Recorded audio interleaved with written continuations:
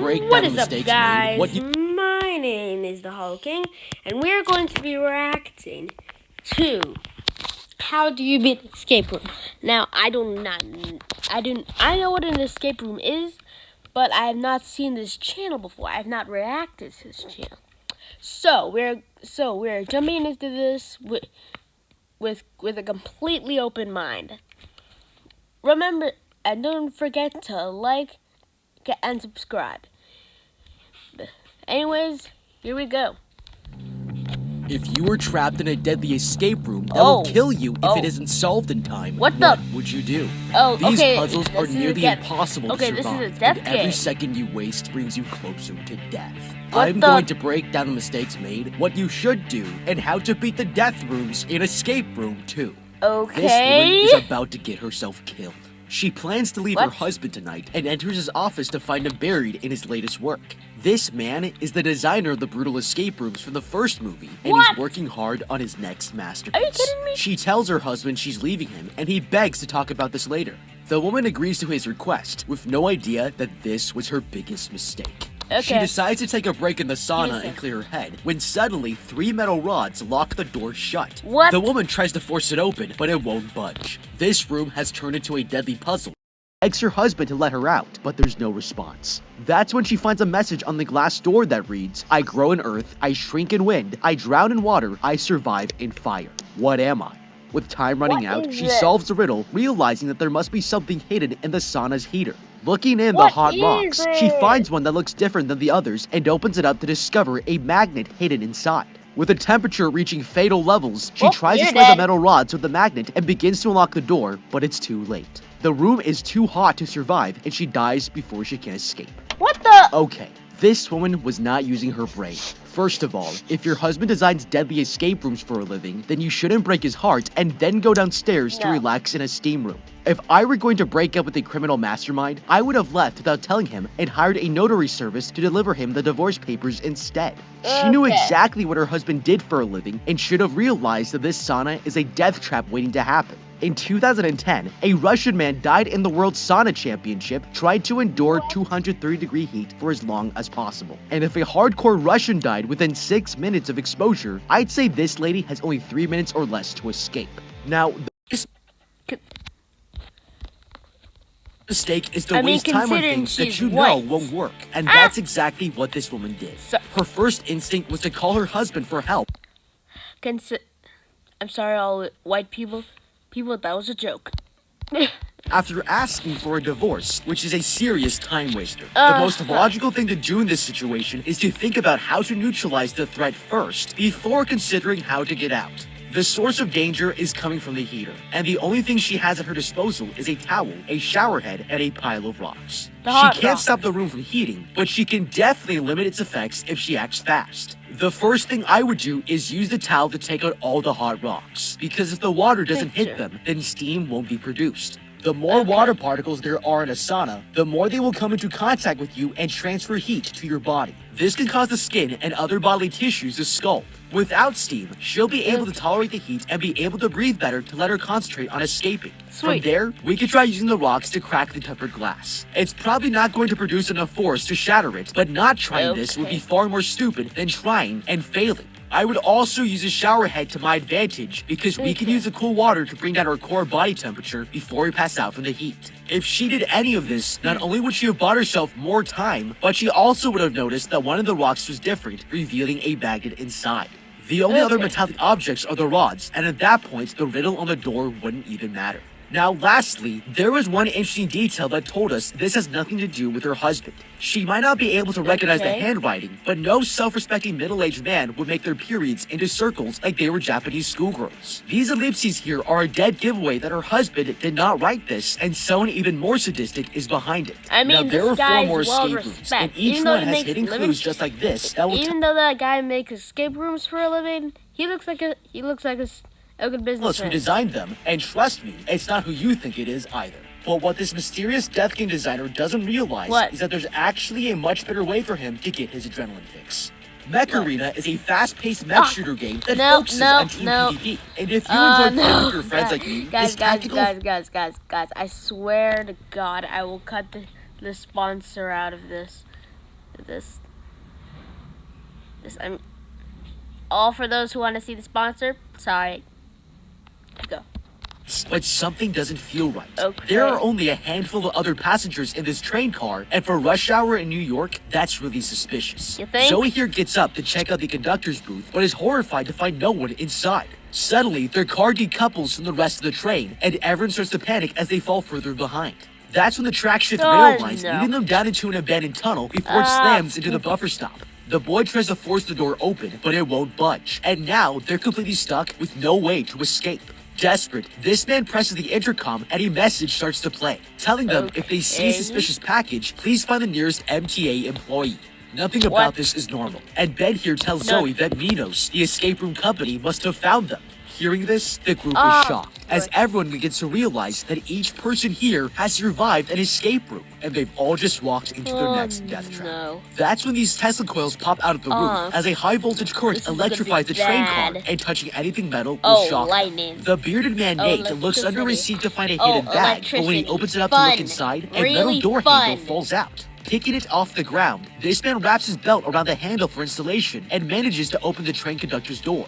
Looking inside, he finds a token slot, and above it, Zoe notices a sign that reads, "All false advertising must be pulled." It's their next clue. And Ben here knows exactly what to do next. Running back into the train car, he shows them that one of the adverts is missing the letter E, and the group splits up to search for more spelling mistakes. As the others find more clues, Zoe here counts the handholds in the car and realizes there are 26 of them. This could stand for each letter of the alphabet. And if they pull the handholds, which represent the missing letters, they might get the subway tokens they need before they're all electrocuted. Okay, I'm officially impressed. I would be pissing my pants at the thought of being electrocuted to death, while these guys have already figured out how to find the next clue. That's exactly why I would want to be in their group, because the smarter your team is, the better chances you have of escaping. These people have already survived an escape room before, and that means we can use their experiences to solve these puzzles as fast as possible. Now, first of all, this group wasted time by waiting for the game to tell them what they should be doing. They shouldn't need an announcement to tell them to look for any suspicious packages, because the first thing we should be doing in any escape room is to immediately identify what we can interact with. That way, when the game does give you a clue, you are faster to respond because you've already found the pieces to the puzzle. That's why I would immediately check the handles, look under the seats, pull the brake stop, and push every button. If any of them are rigged, we'll be able to engage the escape room much more quickly without having to waste valuable time. We should also be trying to come up with time-saving tactics to increase our chances of winning. The perfect example are these handles that represent the alphabet. If I have to find the letter O, it means I have to count 15 handles before I find the right one. And that's time we don't. But wait. Wait. Aren't those handles made of metal? I mean, they're gonna get electrocuted if they touch those things. So, I'm gonna see if he mentions it. Have to waste. If there are 9 letters we need to complete the puzzle, that could add up to a full minute just on counting letters of the alphabet. By simply placing an item of clothing on the handle for the letter L, we could cut that time in half. Because if the letter we're looking for comes after L, we would only need to count from there instead. When 30 seconds can make the difference between life and death, this is without a doubt the best way to be thinking. Lastly, I would make one lucky person do nothing except to watch the monitor here that fills the word as we find more tokens. Because if he can solve it before the word is filled, then we won't have to run around looking for missing letters on the advertisements, and that's going to be the biggest time saver of them all. It might be the most important job in the entire escape room, and these battle-tested experts didn't even think about it. Okay, they're basically doing a speed run. Like, no joke, they're doing a speed run. Like he's talking about saving time, and I know it's about life or death, but if this was a game, this would basically be him talking about how to speed run it as quick as possible. Checking the bag for more clues, they discover that the lining inside is made of rubber, and this woman uses her keys to cut it into pieces. Each player will need one to touch the metal handholds without being shocked. But as they're given out, the blonde woman notices that 2 of the handles are different. I'm so grateful that they actually mentioned that. I'm saved.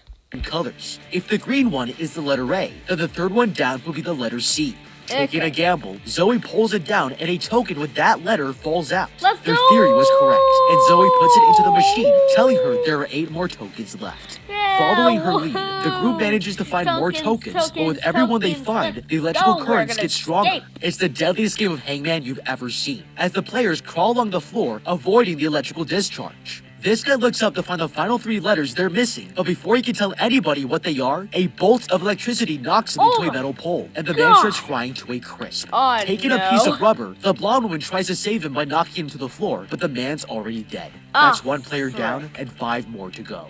With no time left to look for clues, Zoe reads the monitor and realizes it's spelling out the words "Welcome back." She tells the others they need to pull the handles for the letters W, B, and O, and they all work together to collect the last 3. As Ben here inserts the final token into the coin slot, a trapdoor opens on the floor of the train, and the remaining survivors jump through to the other side. They've successfully escaped the puzzle, finding themselves inside an elevator that suddenly begins to descend. The lift finally comes to a stop, and the group takes a moment to introduce themselves. Finding themselves inside an elevator that suddenly begins to descend. The lift finally comes to a stop. Okay, it's not John Wick, but it looks like him. It looks like him. He looks like John Wick. And the group takes a moment to introduce themselves. Zoe asks the others about the previous rooms they played in and learns that each survivor was grouped with others who had the same occupations. Rihanna here was with vloggers, and Nate here was in an escape room with other priests like him. But Ben feels that something is off. All of these players were allowed to go free, but when he won the game, someone tried to assassinate him, and Zoe here saved his life. The pattern doesn't make sense, but they'll soon find out that nothing is a coincidence. Okay, as much as I would love... Nothing is a coincidence in the escape room. That's the whole deal, damn it. Okay. To hear about an escape room full of priests, having this discussion will not tell us how to stay alive. The group managed to escape by the skin of their teeth, but have already lost one of their most valuable players. This guy was clever enough to use his leather belt as insulation before anyone even realized that there was rubber inside of the bag. But they were caught off guard without a game strategy, and the time they wasted got this man killed. This is exactly why we need to take advantage of this elevator. Right now they have a rare moment in between 2 escape rooms where they aren't facing any danger at all. If it were me, I would stay here as long as it takes to come up with a plan for the next room because our lives depend on the other strangers in the group. And if any of them make stupid decisions or don't use their time wisely, it could get everyone killed.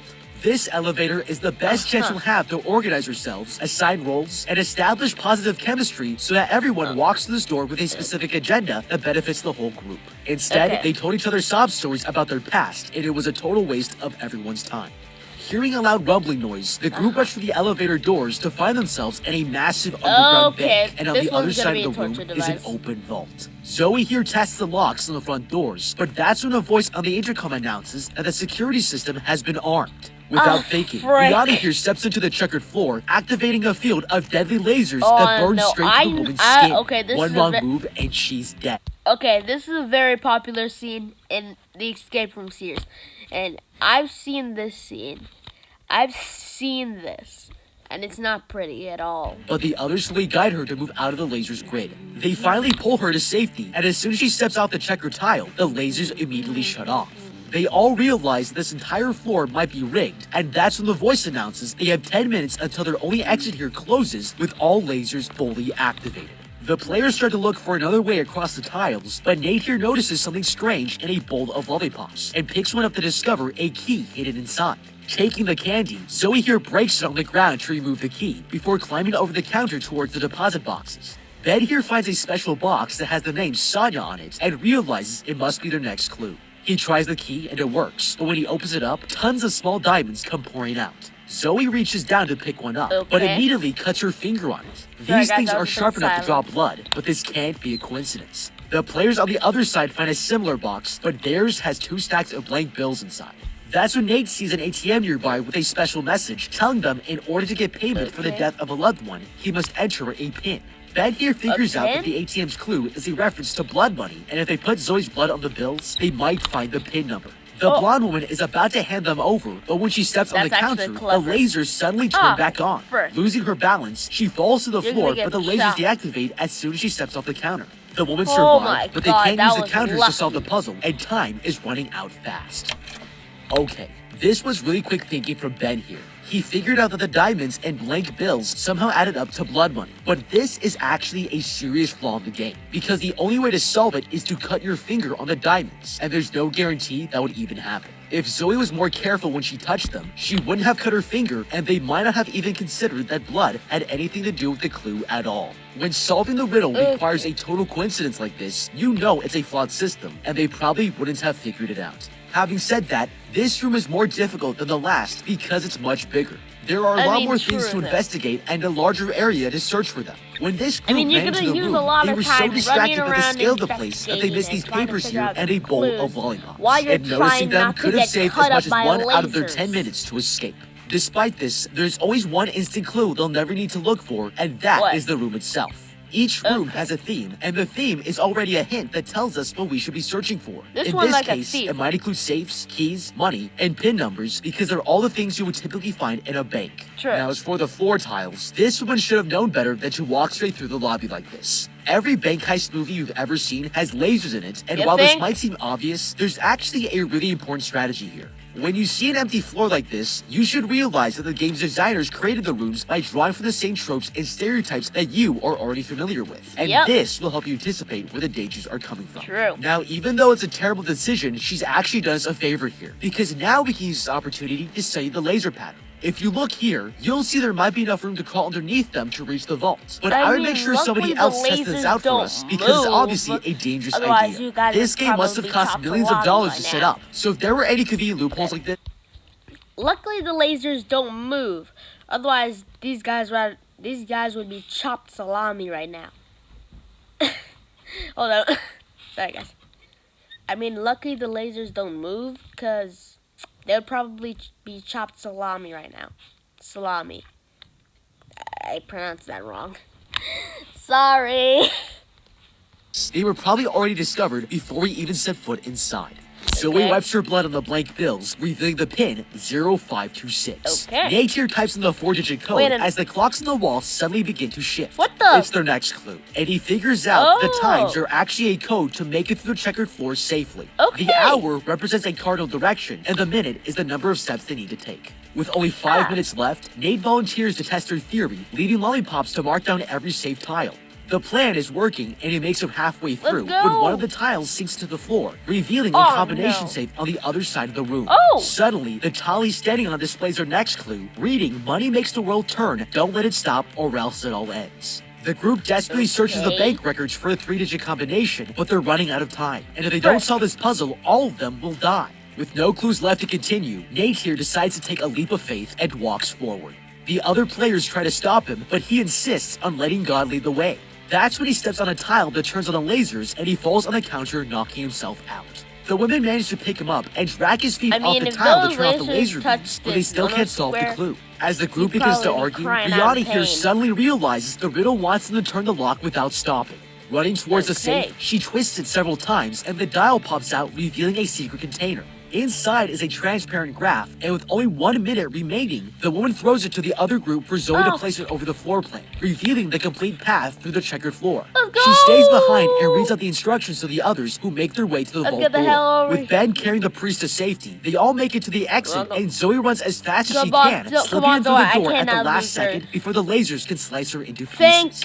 Okay, they all made it through to the next escape room, but it was definitely no thanks to this guy here. He decided to turn his brain off and trust God, knowing full well that he was putting everyone in danger. This is exactly why teamwork matters so much, because one person's bad thinking can get everyone killed. And if I were in this situation, I would have told him to sit in the corner and pray for our success. It's not going to help, but at least he's going to feel like he's contributing without risking our lives in the process. Thank goodness. Now, to his credit, it was starting to look like they wouldn't be able to solve the puzzle in time. And when there are no options left, we have to take bigger risks to stay alive. If it were me, I would have looked for mirrors around the bank, because if we could use them to deflect the lights, then we might be able to move across the laser grid without getting killed. Now, the most powerful lasers in the world can instantly vaporize any matter into a hot cloud of plasma. So it's crazy. I've seen those lasers, and trust me, these are a big deal. These lasers look like your standard laser pointer. These lasers look like their standard laser pointer. But but if they, but if they were as strong as the real life laser, and they moved, everyone would probably be dead. There would not be escape room 2 where I have to skip to escape room 3 because everyone dies in escape room 2 when they get to the second floor. As this looks, it's not science fiction. Even this guy managed to make a DIY super laser in his garage that could burn straight through metal. These things are scary, but using mirrors is a good strategy if things get desperate. And I'd be happy for this man to risk his life to make a DIY super laser in his garage. Now, the most powerful lasers in the world can instantly vaporize any matter into a hot cloud of plasma. So as crazy as this looks, it's not science fiction. Even this guy managed to make a DIY super... Hold up, a DIY super laser? I mean, if you guys want to, if this video gets, I'm not gonna say 20 likes, and I get, 10 subscribers, I might react to, change that mind. I will react to this. laser in his garage that could burn straight through metal. These things are scary, but using mirrors is a good strategy if things get desperate, and I'd be happy for this man to risk his life testing it out for us. Now, as for the actual puzzle, these guys were panicking too much to realize that the solution was extremely simple. They jumped to the wrong conclusion that they need a 3-digit number to unlock the safe without trying the easiest solution first. The riddle said, don't let it stop or else it all ends. Logically speaking, looking for a 3-digit code would be a complete contradiction of the riddle, because if you had numbers to open the lock with, you have to stop the dial on those numbers in order to input the code. So when the riddle says don't let it stop, then looking for a combination is the worst conclusion you could draw here. On the other end of the vault door, the group finds themselves in a cave, and Ben here wakes Nate up, scolding him for almost getting Zoe killed. The girl tells them to calm down, and they all take a moment to catch their breaths. But the cave suddenly starts to collapse. The players all run out of the nearest exit before they're crushed to death and enter a beach-themed escape room with a lighthouse looming in the distance. But this one here wastes no time and has already found their first clue. Following the message on the Polaroid camera, she takes a picture and a blinding flash fills the room. When their eyes adjust, they notice the daylight has changed to sunset, and in the picture, they find a boat that's not in the ocean. The group thinks this is what they should be looking for, and starts searching through a pile of wreckage nearby. They find pieces of a metal detector inside and assemble it before scanning the rest of the beach for their next clue. But that's when they pass 2 mannequins staged in a strange position. Zoe here thinks this must mean something, but suddenly the metal detector goes off, alerting them to a large metal object hidden below. Together, they dig into the sand and uncover an anchor that must have belonged to the boat in the picture. Ben tries to pull it out and realizes it's tied to something buried further down. But when the rest of the group helps him pull harder, the rope suddenly snaps. It gets sucked beneath the sand, and that's when they all notice that the beach floor is starting to bubble. It's turning into quicksand, and the blonde woman is standing right in the middle of it. They try to save her with a life buoy, but she's too far out of reach and gets pulled underground. The players are shocked, but Nate here decides to rescue her, tying a rope around his waist before diving headfirst beneath the surface. And that was the dumbest decision he could possibly make. The group desperately pulls on the rope, and Nate manages to lift the woman out of the sand as the others pull her to safety. But when they try to rescue the priest, the rope snaps, and the man is dragged straight into the afterlife. That's now 2 players down, and 4 more to go. Okay, this guy literally tied a lifesaver to himself and dove in when it would have made a lot more sense to just throw the lifesaver. This sand will swallow anything no matter how light it is, so a lifesaver would sink down and the girl would be able to grab on. Risking 2 team members' lives instead of 1 is just bad logic. And if I were in this situation, I wouldn't have let him take that risk because he's still a valuable asset to the group. The more people we have, the faster we can solve clues that help us all survive. And by trying to be a hero, he once again put everyone else in more danger. But what nobody was expecting is that this is not your average quicksand. For starters, it's bubbling, which means that there's a strong current of gas coming from below the surface. So it's much easier to fall into because it's not thick like what you would find in the jungle. This sand is what's called a fluidized bed, which can turn the ground you're walking on into a liquefied soup. If it's spreading, then the whole beach is going to be a danger zone soon. And if we want to save this girl in time, then we have to act quickly. I would use this board here because it might be long enough to lay across the pit, so that each side is sitting on stable ground. Then, we can have someone crawl halfway across and reach their hand in to try and pull her out. Now, there's one situation where diving in might actually be the right decision. If we eventually find What? ourselves completely surrounded by the quicksand with nowhere to turn, the one benefit here is that this fluidized sand bed creates a frictionless surface. So even though we can sink down into it, we might also be able to surf across it just as easily. Science says that the frictionless sand will carry you across to the other side, and there's just enough logic in that argument to convince someone to test the theory. If Okay. they survive, then we'll know it's a safe method we can use to cross it safely as well. With the quicksand spreading across the beach, the group has no choice but to grab the anchor and run towards the shack, leaving their teammate behind. That's when they find an imprint in the door here, and Brianna places the anchor into the groove. Unlocking it, the players run inside to safety, and Zoe here finds a photo in the kitchen that says, Bon Voyage. She Bon realizes voyage? that this refrigerator might be their way out of here, but they need to find the head for this unplugged power cord if they want to escape. The group searches the building Okay. for a connector, but Going Zoe into a notices a fridge to hidden escape, light okay. switch here and decides to flick it on. That's when the whole room That might starts to have been a shake, bad and the idea. light outside suddenly turns to night. Looking out the window, Zoe here sees the lighthouse has turned on, and a ladder has popped out of the Might have been a side. bad There idea. must be a clue up there, and she runs to check it out while the others stay behind to look for missing The cable. sand. Climbing up the lighthouse, she reaches Okay, the she top didn't and die. peers through the telescope to find their next clue. It's a message in a bottle that reads, I can't see you, and she tells the others what she's found. Zoe's about to climb It's down not from the an lighthouse to join the group STE, when she it's a notices something strange SEA, about the moon's frame on the which wall. stands for the Meanwhile, Ben here has already figured out the clue. He remembers the mannequin from earlier with shells on her eyes and realizes I can't see you is telling him exactly where to look.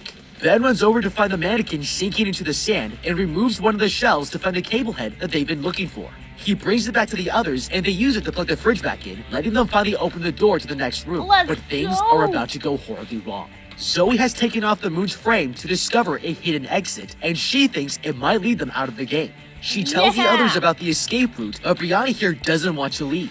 Ben tries to convince her to join them, but there's no more time to argue, Join and they them head to to the the lighthouse, freelet! leaving her behind. The blonde woman makes it up the ladder just in time, but Ben isn't so lucky. As he's climbing towards them, the handholds start retracting, and just as he reaches the top, the boy loses his grip. Zoe can only watch in horror as he falls into the quicksand, making that 3 players down with 3 more to No. go. Okay, this is the first time we've seen 2 solutions to the same escape room, and there's no way we could have expected this to happen. That's why it's actually a terrible idea for Zoe here to be investigating this moon. When you're minutes away from death and you already know where the exit is, you wouldn't want to spend the last moments of your life breaking off a set prop based on just a random hunch. She got very lucky that this actually led somewhere because otherwise she would have been dead and all the others would have escaped through the fridge without her. Now, as for the others in the shack, they weren't using their time wisely either. Instead of racing around the room looking for a clue they can't even solve, I would have used my time doing everything I could to open that fridge. I mean, look at this thing. There's nothing here that says they wouldn't have been able to force the door open if they hadn't tried, but they got too stressed out to focus their energy into something more constructive. It's the Okay. exact same thing that happened in the bank with the combination Same lock, here. because they turned their brains off to search for another PIN number instead of investigating the door they needed to open. They need to get better at responding to each new environment before True. it gets the better of them. And the best way to do that I is mean, to this consider... is okay. Like, imagine you're going through a military test, but in a video game. Like, and you do well in everything else except for your reaction time. You turn your brains off in stressful situations. This is basically that group. So all they need to do is level up their reaction times, and since they know this is already the escape room, they should also really start looking first before like thinking, where are we? That's all they need to get better at, and they'll be solid done. how the place has been designed as soon as they enter the room. If you Okay. take a step back and look at the environment here, you'll realize the escape room designer has her thumbprint on everything in the game. And by paying attention to the patterns that emerge, we might be able to predict the designer's decisions and advance the room much faster without Okay. wasting valuable time. First of all, we know that somewhere on this beach is a door to the next room, and that door needs to be placed somewhere structurally sound. This makes it most likely to be against the wall or attached to a sturdy building. So instead of having the whole group walk along the beach together, they should have sent somebody off to find the exit while the others look for clues. They also should have realized that the game designer will somehow use the sand as a threat to push them further into the escape room, Okay. because running from danger will always lead them to their next clue. It's exactly like the bank floor in the last room, because the laser grid encouraged them to explore the sides behind the counter. Thinking like this is one of the best ways to hack the game without cheating, because we can easily identify false clues, which items to interact with, and the natural path of each room as we progress through it instead of wasting that time playing tic-tac-toe. Zoe is frozen in shock, but the blonde one pulls her through the exit and into the tunnel. They're lucky to be alive, but Zoe here is too traumatized by her friend's death to continue. Trying to comfort her, the blonde reveals that she can't feel physical pain, and in the previous escape room, she had to face sadistic puzzles built specifically to torture her. They need to stop the mastermind before more people suffer, and it gives Zoe here the will to continue. Together, the two players explore the room when they suddenly hear the sound of traffic above them. Finding a ladder, they climb it and discover it leads them back to the streets of Manhattan. They finally escape the game, but that's when Brianna here comes running out, telling them to keep the manhole open. Suddenly, a cover pops into place, closing out their exit, and the background starts to glitch out. Zoe here realizes, together, the two players... You thought you escaped? But really, you were in the escape route the whole time, and you just exit your escape route. Why? Explore the room when they suddenly hear the sound of traffic above them. Finding a ladder, they climb it and discover it leads them back to the streets of Manhattan. They finally escape the game, but that's when Brianna here comes running out, telling them to keep the manhole open. Suddenly, a cover pops into place, closing out their exit, and the background starts to glitch out. Zoe here realizes they're inside another escape room, and this one is the most brutal of them all. Brianna here warns them that for this puzzle, it's going to start raining acid as soon as the timer hits 0, and she thinks that this stores their way out, but the doors are locked. The group notices graffiti of an angel holding a key, and a message that says, "I'll always be watching over you, May 26." Looking above the shop, the players realize there's a cloud-shaped sign hanging over the building, and the missing key must be on the rooftop. Climbing up the ladder, Brianna here goes to search for it and discovers the key is attached to the railing here. With 30 seconds left, she throws the key down to the blonde, who quickly uses it to open the padlock. Working together, the group finally lifts the shutters open, but they're all horrified to find another locked door behind it. The timer reaches 0, and just before the rain comes down, an awning pops out to protect them. They barely escaped a painful death. But when the countdown resets, there are 30 seconds less than before. Suddenly, a phone starts ringing across the street, and they notice a metal chain holding the phone booth shut. But Zoe here realizes they can melt it off. The blonde goes searching for a container to collect the acid and finds his ketchup bottle on a food cart. Looking on the bottom, she discovers that it's acid-proof, and the woman leaves it on the street to run for cover just seconds before it starts to rain again. Their plan is working, and as the timer resets to 45 seconds, they grab the bottle and rush to the phone booth, dumping the acid over the chains as the metal breaks off. But when Zoe runs inside to pick up the phone, nobody answers on the other end. That's when she spots a taxi ad that says, "When the weather turns, give us a call," and she realizes that the nearby cab must be their next clue. She runs out of the booth to take a look, but they're already out of time. Luckily, the blonde woman finds an umbrella, tossing it for Zoe to catch, and she opens it up at the last second, just barely surviving the acid rain. Suddenly, she spots an advert on a nearby pawn shop that says 3 rings and tells them they need to let the phone ring 3 times before answering. Following her instructions, the blonde woman waits before picking up the phone, and as soon as she does, the taxi's door swings open. Zoe quickly hops into the car and the rain stops pouring. But as the other players run for the cab to join her, the door locks itself shut before they reach it. Turning around, they notice the phone booth closes too, and Zoe can only watch as the others dissolve in the rain. That makes 5 players down and only 1 left.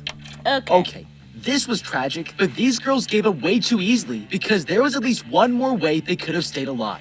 With less than 15 seconds left, they were still pulling on the door handle until time ran out and they finally gave up. Not once did they stop to consider that they could have just crawled underneath the taxi to wait out the rain. This is a Ford Crown Victoria, which is the iconic make of a New York taxi cab, and if you look at the official dimensions of these cars, you'll see they sit about 13.5 inches off the ground, which is more than enough to squeeze your body underneath it. Now, I understand that when you're in an escape room with seconds to live, panic takes over and limits your ability for critical thinking. But our survival instincts are not as dumb as you might think. When your only way to survive is to get out of the rain, and crawling under the car is literally the only way you can do it, even someone in a total state of panic should have figured this out. Once the rain stops, they could have crawled back out and taken the chain from the phone booth to try and break the window of the taxi. Banging on it with your hands and feet is not going to do the job, because these windows are made of tempered glass, and they're only designed to break if the force is applied to a very small point. That's why a typical glass breaker looks like this, because it concentrates all of your strength into this metal tip, which makes the glass shatter into small pieces. The chains here can help them do this, and they'd be able to try as many times as they like, because if it starts raining again, they can just crawl back under the cab. Now, there's one strategy that could have completely changed the outcome of this game, and it all comes down to this blonde woman. Earlier, she confessed to Zoe that she has a hereditary disease that prevents her from feeling pain. This is actually a rare medical condition called SIBO syndrome, and that really pisses me off. If I knew I couldn't feel pain, then I would have volunteered to be the one outside of the phone booth looking for clues. She's the obvious choice to be exposing herself to danger, and staying inside this phone booth was her biggest mistake. Because if she had volunteered to use her disease to help the group, then she would have been the one who jumped in the cab, and that one decision could have ultimately saved her life. All of a sudden, the car seat opens and she falls through the chute. Later, Zoe slowly wakes up in another room to find a teenage girl staring at her from behind a glass cage. That's when Zoe notices a box full of items and remembers all of them were clues in the escape rooms. She realizes all these puzzles were about Claire here, and the girl confesses that Sonia was the name of her mom who died on May 26th. Claire is the daughter of the escape room designer, and he's been keeping the girl hostage ever since her mother died. Zoe then notices blueprints for the train puzzle in the background and figures out this girl designed all the escape rooms herself. Claire tries to calm the girl down, explaining that she was forced to make these puzzles and that the girl's friend is still alive. Zoe doesn't trust what she's hearing, so Claire shows her a live video feed of Ben inside of a cell, but everything is about to change. The girls watch as guards storm into the room and the boy is taken out to play one final game. They throw him into the same sauna that the woman died in at the beginning of the movie, and that's where he finds a combination lock that needs 4 numbers to open. Looking around, he notices an empty frame and grabs a stone to fit inside the slot, but the boy has no idea that this last escape room is rigged for failure. Zoe yells at the daughter to save her friend, but the girl explains she can only help if they break into her father's study to stop the escape room, and will need to first be let out of her glass cage. With Ben in danger, Zoe manages to open the glass door. The girl reunites with her friend on the other side, but he suddenly drops to the floor, and her father comes out of hiding with a loaded gun pointed straight at her head. He shoves his daughter against the wall, furious that she would want to leave him, but never sees the injured man pull out his gun, shooting him in the arm. Falling back, his daughter pushes him into the glass cage and locks the man inside. With the father dealt with, the girls leave the men behind, making their way to the study, and Claire runs straight for the computer to shut down the escape room, saving Ben from being boiled alive in the sauna. Zoe asks where her friend is, and Claire tells her he's at an abandoned warehouse in Manhattan before throwing the keys to her father's car to help the girl escape. Claire promises to have the police arrest her father for everything he's done to them, and Zoe can tell something doesn't add up. But she decides to drive away, leaving the mansion to look for her friend. Later, she arrives at the warehouse for the cops to set up a crime scene, and finds Ben being wheeled into an ambulance. He's still alive. And with the puzzle maker locked in a glass cage, she's relieved that the only thing they'll have to be escaping now are Ben's medical bills. Back at the mansion, Claire goes back to confront her father and admits to him that she wanted to create the escape rooms to get his attention. She also created the first sauna escape room to murder her own mother, hoping to use the tragedy to get closer to her father. Now that the man is locked in a prison of his own making, she can replace him as the new mastermind puzzle maker, and this girl is ready to take daddy issues to a whole new level. But what do you think? How would you beat Escape Room 2? Okay, guys. Well, that was the Escape Room 2. We will be reacting to a new video soon. Anyways, thank you for watching. I'll see you on the next video. Bye-bye.